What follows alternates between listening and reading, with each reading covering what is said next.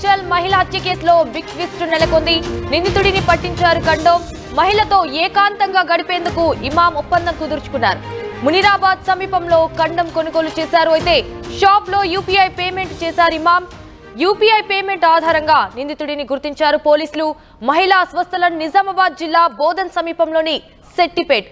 భర్తతో విడిపోయిన హైదరాబాద్ లోనే ఉంటున్నారు మహిళ.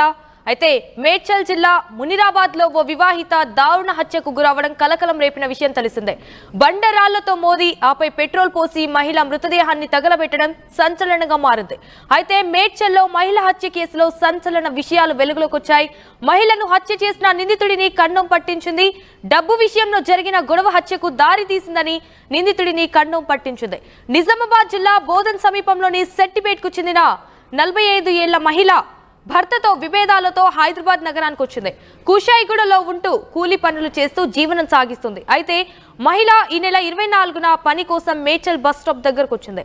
షామీర్పేట్ మజీద్పూర్ లో ఉండే షేక్ ఇమాం ఆమెతో మాటలు కలిపాడు. ఈ సమయంలోనే ఏకాంతంగా గడిపేందుకు రావాలని, అలా వస్తే 500 ఇస్తానంటూ మహిళను ఒప్పించాడు. ఆ తర్వాత ఇమాం సదరు మహిళ ఇద్దరు కలిసి మునిరాబాద్ లోని ఔటర్ రింగ్ రోడ్డుకు సమీపంలోని నిర్మానుష్య ప్రాంతానికి వెళ్లాడు. అక్కడ వెళ్లిన తర్వాత మహిళ ఎక్కువ డబ్బులు అడగడంతో ఇమాం ఆగ్రహంతో ఆమెతో గొడవపడ్డాడు. ఆ తర్వాత ఆమె గొంతు నులిమి రాయితో కొట్టి మహిళను చంపేశాడు. అనంతరం ఆమె మృతదేహంపై పెట్రోల్ పోసి నిప్పంటించి పారిపోయాడు.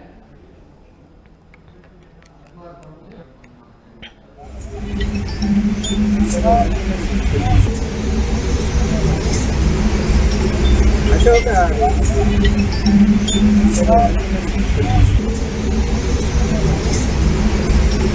అశోక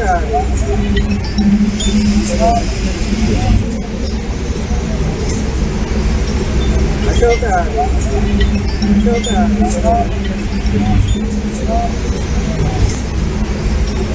అశోక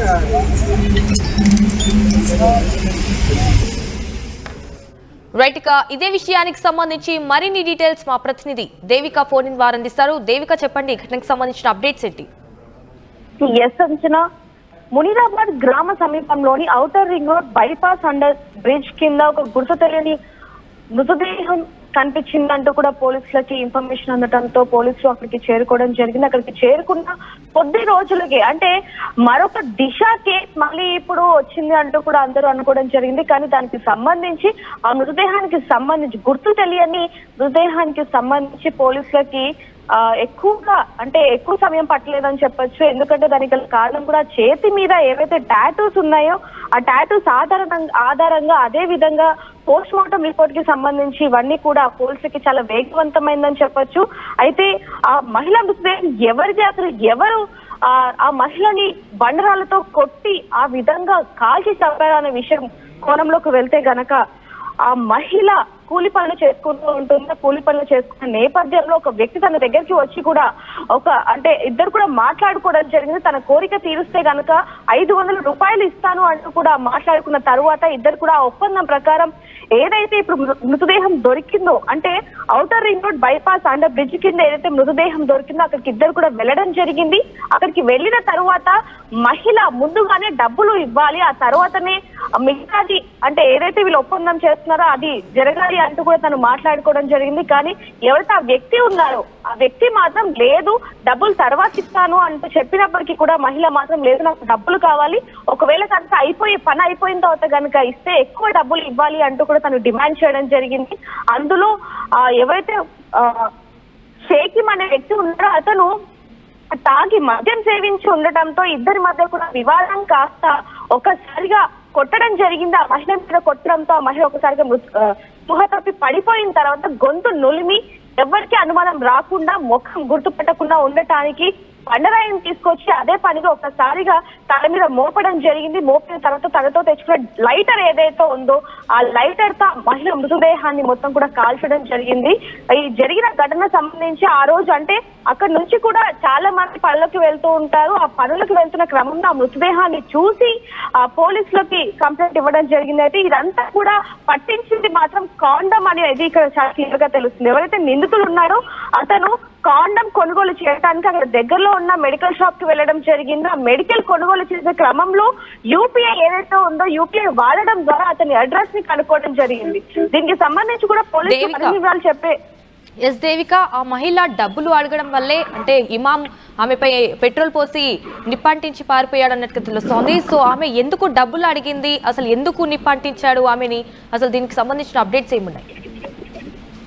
ఎస్ అంజనా, ఈ కోణంలో పోలీసులను అడిగినప్పుడు పోలీసులు చెప్తున్నది ఏంటంటే ఈ మహిళ ఎవరైతే ఉందో ఆ మహిళ కూలి పనులు చేసుకుంటూ అంటే ఒక బస్ స్టాప్ లో ఉన్న క్రమంలో ఒకసారి ఒక వ్యక్తి తన దగ్గరికి వెళ్ళి నాతో వస్తావా, ఇంత అమౌంట్ అనేది ఇస్తారు అంటూ కూడా వాళ్ళిద్దరి మధ్య కొంచెం సంభాషణ అనేది జరగడం జరిగింది. అంటే గతంలో కూడా ఆ మహిళ కొంచెం వ్యభిచారం చేస్తూ ఉండేదంటూ కూడా ఆ కోణంలో కూడా పోలీసులు దర్యాప్తు చేపడతారని చెప్పొచ్చు. ఆ కోణంలోనే ఈ మహిళ అడిగినంత డబ్బులు ఇవ్వలేదు, అందులో డబ్బులు ఇచ్చాకనే వీళ్ళిద్దరు ఏదైతే సంభాషణ జరిగిందో ఆ సంభాషణకి సంబంధించిన కార్యక్రమం జరిపించాలి అంటూ కూడా ఆ వ్యక్తి అనటంతో డబ్బులు ముందుగా చెల్లించకపోవడం, అదే విధంగా ఒకవేళ పని అయిపోయిన తర్వాత డబ్బులు ఇస్తే కనుక ఎక్కువ డబ్బులు ఇవ్వాలి అంటూ కూడా వీళ్ళిద్దరి మధ్య జరిగే సంభాషణలో అదే విధంగా ఆ వ్యక్తి మద్యం సేవించి ఉండడం వల్లనే ఇదంతా కూడా ఇంత దారుణ హత్య జరిగిందంటూ కూడా పోలీసులు చెప్పడం జరుగుతుంది.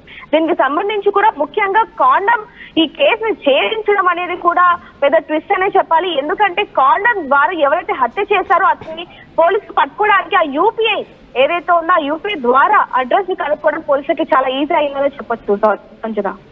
Right Devika, thank you for the update. ఆ తర్వాత ఇమాం సదరు మహిళ ఇద్దరు కలిసి మునిరాబాద్ లోని ఔటర్ రింగ్ రోడ్డుకు సమీపంలోని నిర్మానుష్య ప్రాంతానికి వెళ్లారు. అక్కడికి వెళ్లిన తర్వాత మహిళ ఎక్కువ డబ్బులు అడగడంతోనే ఇమాం ఆగ్రహంతో ఆమెతో గొడవ పడ్డాడన్నట్టుగా తెలుస్తోంది. ఆ తర్వాత ఆమె గొంతు నిలిమి రాయితో కొట్టి మహిళను చంపేశాడు దారుణంగా. అనంతరం ఆమె మృతదేహంపై కూడా పెట్రోల్ పోసి